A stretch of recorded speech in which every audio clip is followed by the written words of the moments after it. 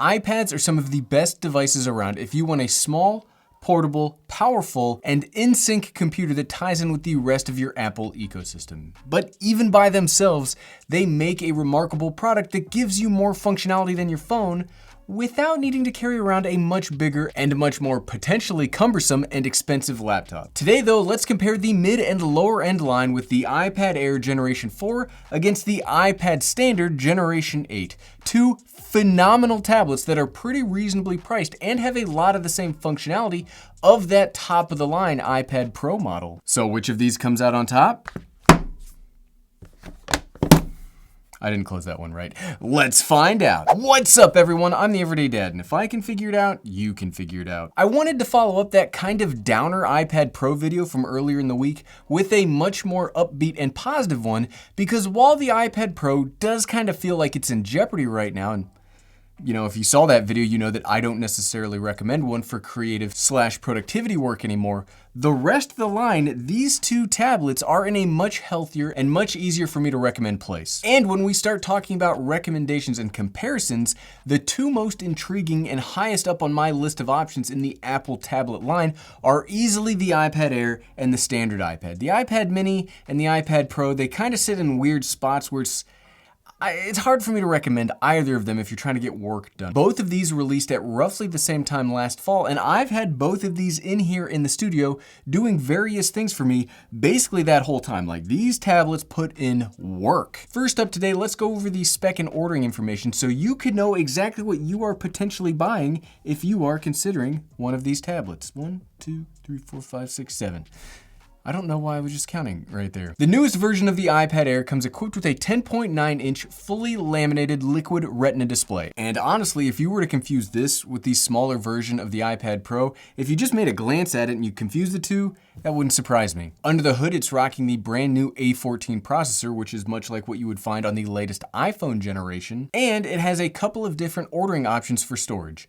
And when I say a couple of different ordering options for storage, that literally means two. You can either get the base model, which is what I have, which comes with 64 gigabytes of internal memory, and you can get that for $599, or you can get the option with 256 gigabytes for $749. One of the benefits of the iPad Air is there is a couple of extra color options available, with green and blue as things that you can also buy in addition to the standard space gray, silver, gold, you know, those normal Apple standby colors. The iPad Standard Generation 8 comes equipped with a 10.2-inch Retina display, and if you were to confuse this with every iPad released in the last couple of years, that also wouldn't surprise me. The update between the 7th generation and the 8th generation was solely due to its internal processor. Which, for that, kudos to Apple. This slightly older design does still have a pretty darn good A13 processor at its heart. And when I say A13, I mean A12 Bionic. Sometimes we say things wrong when we're in the heat of the moment. Much like the iPad Air, you can choose from a couple of storage options of either 32 gigabytes for $329 or 128 gigabytes for $429. And I cannot believe it's 2021, and I said a current, not old, not previous model, but a current generation model of anything in the tech space has 32 gigabytes of storage. That's like 2010's knocking. Oh, hey, 2010, oh, you want your storage options back? And when it comes to colors, you only have the space gray, silver, and gold options. You don't get the excitement of the Airline over here. I did take a jab at the lower end iPad for its storage options, but let's remember that it also costs almost half as much as what the iPad Air costs. And much like the conversation when we mentioned the iPad Pro versus the iPad Air, the iPad has a lot of the same functionality and runs on the same operating system. You'll probably hear that again in a little bit. And this is a great way to segue to line these two up against each other. So let's compare the most striking difference first. And if you look at these two tablets, you can definitely tell that they have different display technologies. Can you see that? Maybe there's a little bit difference in the display. The iPad Air has the newer design with minimal bezels, and it looks phenomenal. I cannot get over how good this display looks and how much I've really enjoyed these newer model of tablets since we first saw this update on the 2018 iPad Pro. We also mentioned that this has a fully laminated display, but what does that even mean?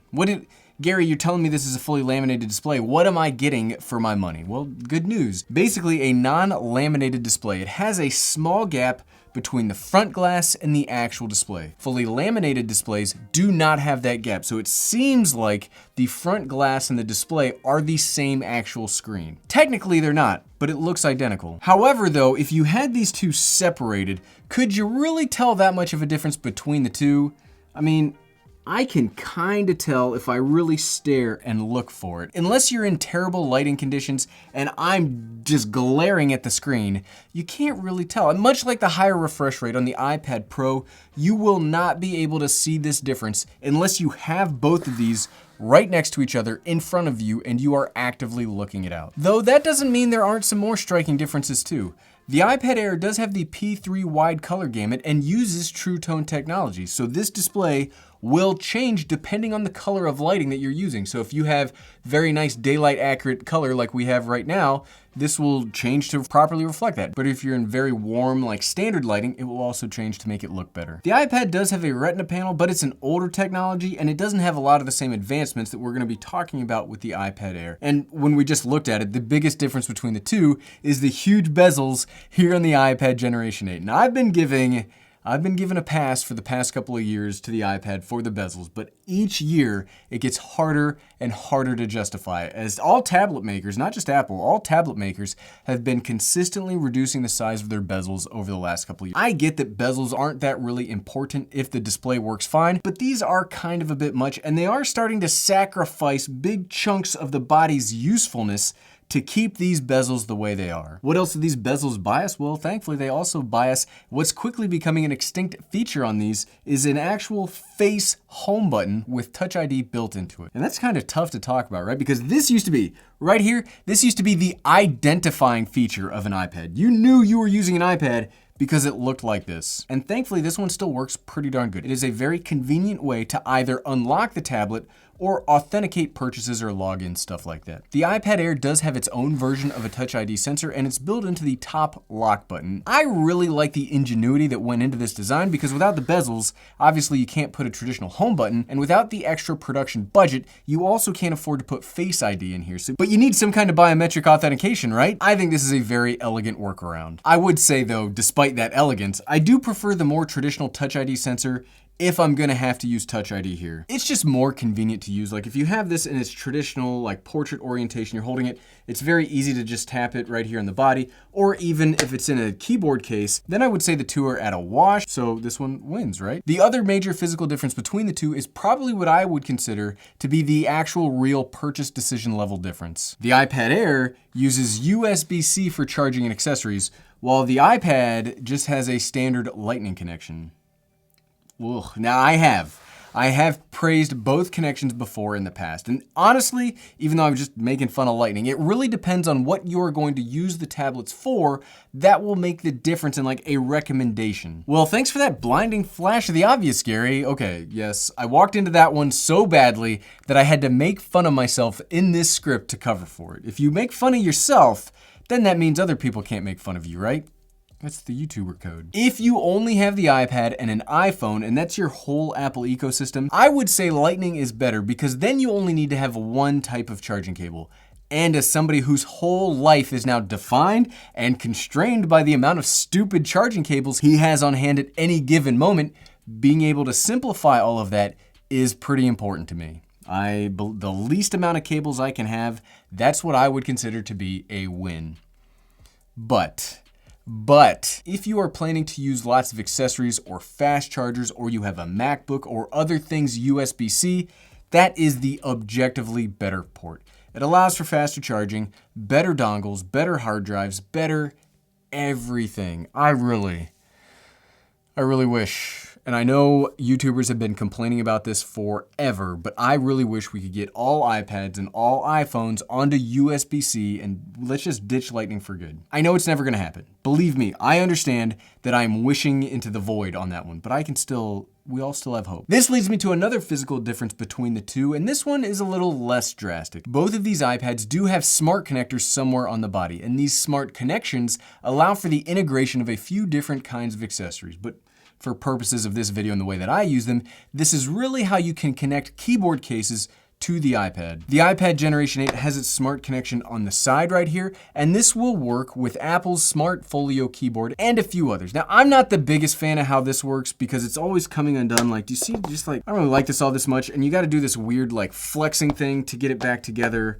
or to fold it up for transport. Sure, you can learn to do anything. This just is not my favorite. The iPad Air, on the other hand, has its smart connection on the back, much like that iPad Pro, and this will work with both the Smart Folio keyboard but also the Magic Keyboard. Now, yes, the Magic Keyboard is kind of expensive, but it's hands down, this right here is the best tablet keyboard I've ever seen. And if you are looking for more of an all-in-one computing package out of this, even if you don't plan on buying the Magic Keyboard today, it's nice to just have the option available for you when/if you do. That smart connector, this is where the magic happens. On the iPad Air, you also get a few other options like the Logitech line, and frankly, much like the USB-C, the rear smart connector, it's just the better way to work. Even when using the same line of keyboards with that Smart Folio, all you have to do on the iPad Air is drop it onto the Folio and you're done.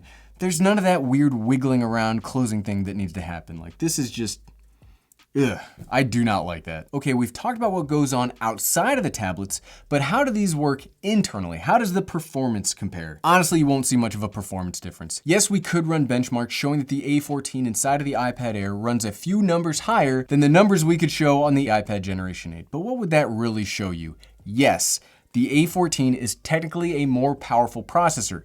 It's like brand new. But from a day-to-day perspective in actually working with these computers, you won't see much of a difference in either app functionality, battery life, or raw power. Even if you are one of the few folks that does the big tasks like video editing or raw photo editing here on the iPad, sure, you'll see some gains with the A14, but I don't know that you'd see twice the gains, justifying that twice the cost of the money you would have to spend to get them. What this will get you, however, is if you are in this tablet for the long haul, you'll get longevity of updates. Really, when we get excited about processors inside of new iPhones or other mobile devices, it's fine, but the processors are already so far ahead of what is needed today, it's almost funny. The real thing is, who knows what resources, apps, and programs 5 to 6 years from now will need. So when you buy a phone or a tablet, you need to consider how long you plan on owning it.